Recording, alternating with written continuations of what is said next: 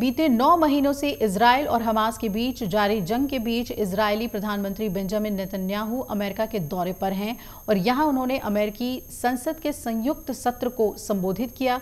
इस दौरान उन्होंने हमास के खिलाफ चल रहे युद्ध का बचाव किया। साथ ही उन्होंने हमास और अन्य ईरान समर्थित सशस्त्र समूहों के खिलाफ युद्ध के लिए अमेरिकी समर्थन बढ़ाने की भी मांग कर दी और कांग्रेस के संयुक्त सत्र को संबोधित करते हुए उन्होंने गाजा में पूरी तरह जीत मिलने तक युद्ध जारी रखने की कसम भी खाई। उन्होंने कहा कि जब तक हमास को पूरी तरह से मिटा नहीं देते ये युद्ध खत्म नहीं होगा। अमेरिकी कांग्रेस के संयुक्त सत्र को संबोधित करते हुए नेतन्याहू ने कहा कि अब जीत हमारे बेहद करीब है। हमास पर हमारी जीत से ईरान को करारा झटका लगेगा।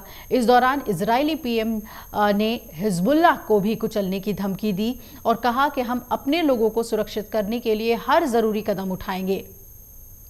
नेतन्याहू ने आगे ईरान को अमेरिका और इजराइल के लिए एक संकट बताया और कहा कि ऐसे में अमेरिका और इजराइल को एक साथ खड़ा होना चाहिए। जब हम साथ खड़े होते हैं तो वास्तव में सब अच्छा होता है। हम जीतते हैं, वो हारते हैं। इस दौरान नेतन्याहू ने गाजा में युद्ध और इससे पैदा हुए मानवीय संकट की निंदा करने वालों की भी आलोचना की और उन्होंने कई प्रदर्शनकारियों पर 7 अक्टूबर को हमला करने वाले उग्रवादियों के साथ खड़े होने का भी आरोप लगाया। बेंजामिन ने कहा कि ऐसे लोगों को खुद पर शर्म आनी चाहिए। अमेरिकी कांग्रेस के संयुक्त सत्र को संबोधित करते हुए इजराइल के प्रधानमंत्री बेंजामिन नेतन्याहू ने यह भी कहा कि इजराइल ने 40,000 से ज्यादा सहायता ट्रकों को गाजा में प्रवेश करने दिया। अगर गाजा में फलस्तीनियों को पर्याप्त भोजन नहीं मिल रहा है तो इसका कारण ये नहीं है कि इजराइल इसे रोक रहा है, बल्कि ऐसा इसलिए है क्योंकि हमास इसे चुरा रहा है। आगे बोलते हुए नेतन्याहू ने कहा कि इजराइल रक्षा बल यानी कि आईडीएफ ने फलस्तीनी नागरिकों को नुकसान से बचाने के लिए लाखों फ्लायर्स भेजे हैं, लाखों टेक्स्ट संदेश भेजे हैं और सैकड़ों हजारों फोन कॉल किए हैं। हमास पर आरोप लगाते हुए उन्होंने कहा कि हमास फलस्तीनी नागरिकों को नुकसान पहुंचाने के लिए हर वो काम कर रहा है और स्कूलों, अस्पतालों और मस्जिदों से रॉकेट वो दागते हैं। जब नागरिक युद्ध क्षेत्र छोड़ने की कोशिश करते हैं तो उन्हें गोली भी मार देते हैं। हमास के एक वरिष्ठ अधिकारी फातिह हमद का हवाला देते हुए उन्होंने कहा कि उसने ये दावा किया है कि फलस्तीनी महिलाएं और बच्चों को मानव ढाल बनाना फायदेमंद है। इस दौरान नेतन्याहू ने गाजा में जंग की आलोचना करने वालों की भी निंदा की। संबोधन के दौरान उन्होंने संसद के बाहर प्रदर्शन कर रहे लोगों को दुश्मन देशों का मददगार करार दिया और कहा कि अमेरिका में ज्यादातर लोग इजराइल का समर्थन करते हैं। ये वो लोग हैं जो बाहर प्रदर्शन कर रहे लोगों की तरह हमास के झूठ में नहीं फंसे हैं।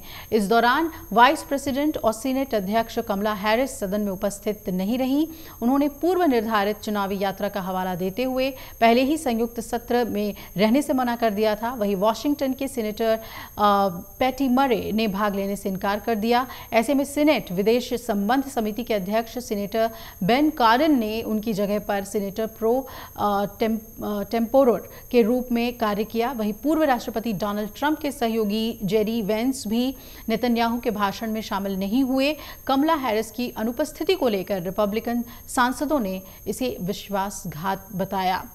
तो नज़र लगातार बनी हुई है इजराइल हमास युद्ध पर और साथ ही साथ अमेरिका किस तरीके से नेतन्याहू का साथ देने की बात कहता है। उनके इस भाषण पर अमेरिका की जो प्रतिक्रियाएं हैं वो भी हम आपसे साझा करते रहेंगे। अगर आप ये वीडियो YouTube पर देख रहे हैं तो हमारे चैनल को सब्सक्राइब करें और बेल आइकन को दबाना ना भूलें। अगर आप Facebook पर ये वीडियो देख रहे हैं तो हमारे पेज को लाइक करें।